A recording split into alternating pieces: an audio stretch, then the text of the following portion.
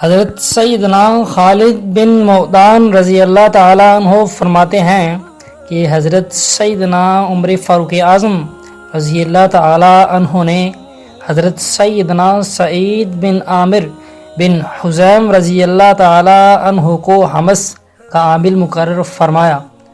پھر جب حضرت سیدنا عمر فاروق اعظم رضی اللہ تعالیٰ عنہ حمس تشریف لے گئے تو آپ نے اہل حمس سے پوچھا، تم نے اپنے عامل کو کیسا پایا؟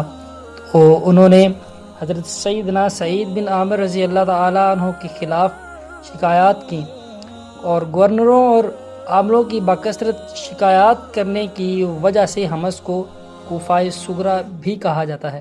انہوں نے حضرت سیدنا عمر فاروق اعظم رضی اللہ تعالیٰ عنہ سے عرض کی کہ ہمیں اپنے امیر سے 4 شکایات ہیں۔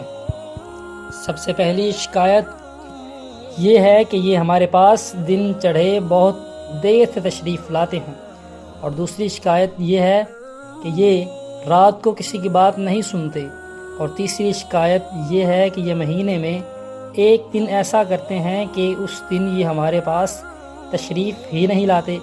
کبھی کبھی ان پر بہت زیادہ رنج و غم کی کیفیت طاری ہو جاتی ہے اور یہ بے ہوش بھی ہو جاتے ہیں۔ چوتھی شکایت یہ تھی۔ حضرت سیدنا عمر فاروق اعظم رضی اللہ تعالیٰ عنہ نے حضرت سیدنا سعید بن عامر بن حزیم رضی اللہ تعالیٰ عنہ کو بلایا۔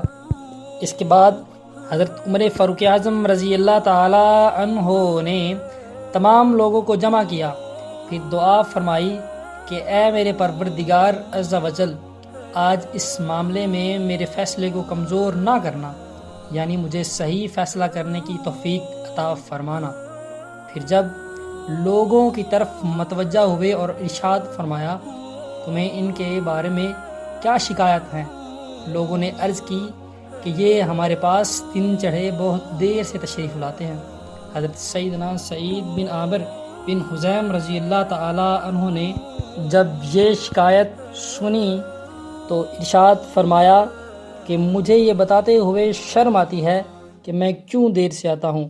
خدا عز و جل کی قسم، میرے پاس کوئی خادم نہیں، میں خود آٹا پیستا ہوں، پھر اسے گوندھ کر روٹی پکاتا ہوں، اس کے بعد وضو کر کے ان کے پاس آ جاتا ہوں۔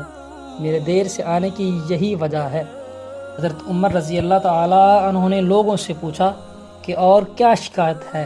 کہنے لگے، یہ رات کو ہمارے مسائل نہیں سنتے۔ حضرت سیدنا عمر رضی اللہ تعالیٰ عنہ نے پوچھا کہ اے سعید، تمہارے پاس اس شکایت کا کیا جواب ہے؟ انہوں نے کہا، میں نے دن مخلوق کے لیے خاص رکھا ہے اور رات کو اپنے رب کی عبادت میں مصروف ہو جاتا ہوں۔ پھر انہوں نے تیسری شکایت کرتے ہوئے کہا، ہر مہینے میں ایک دن ایسا بھی آتا ہے کہ یہ ہمارے پاس تشریف ہی نہیں لاتے۔ حضرت سیدنا عمر فاروق اعظم رضی اللہ تعالیٰ عنہ نے فرمایا، اے سعید، تم کیا کہتے ہو؟ عرض کی، حضور، میرے پاس کوئی خادم نہیں، مہینے میں ایک مرتبہ میں اپنے کپڑے دھوتا ہوں، میرے پاس کوئی دوسرا لباس ہی نہیں ہوتا جسے پہن کر ان کے پاس آ جاؤں۔ اس کے بعد چوتھی شکایت کرتے ہوئے وہ لوگ کہنے لگے، انہیں کبھی کبھی شدید دورہ پڑتا ہے اور یہ بے ہوش ہو جاتے ہیں۔ حضرت سیدنا عمر فاروق اعظم رضی اللہ تعالیٰ عنہ نے فرمایا کہ اے سعید، اس شکایت کا کیا جواب دو گے؟ آپ رضی اللہ تعالیٰ عنہ نے عرض کی، اسلام کی دولت حاصل ہونے سے پہلے میں حضور اکرم صلی اللہ علیہ وآلہ وسلم کے ایک صحابی حضرت سیدنا خبیب انصاری رضی اللہ تعالیٰ عنہ کو ایک میدان میں دیکھا تھا، جنہیں کفار قریش نے کھجور کے درخت سے باندھ رکھا تھا اور تیروں سے ان کا جسم چھلی کر رہے تھے۔ میں بھی ان لوگوں میں موجود تھا۔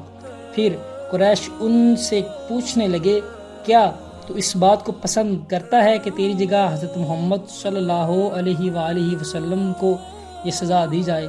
یہ سن کر ان صحابی رسول صلی اللہ علیہ وآلہ وسلم نے ارشاد فرمایا، خدا عز و جل کی قسم، میں یہ بات بھی گوارا نہیں کرتا کہ میں اپنے گھر میں اپنے اہل خانہ کے ساتھ رہوں اور میرے آقا حضرت محمد صلی اللہ علیہ وآلہ وسلم کو کوئی کانٹا بھی چبھے۔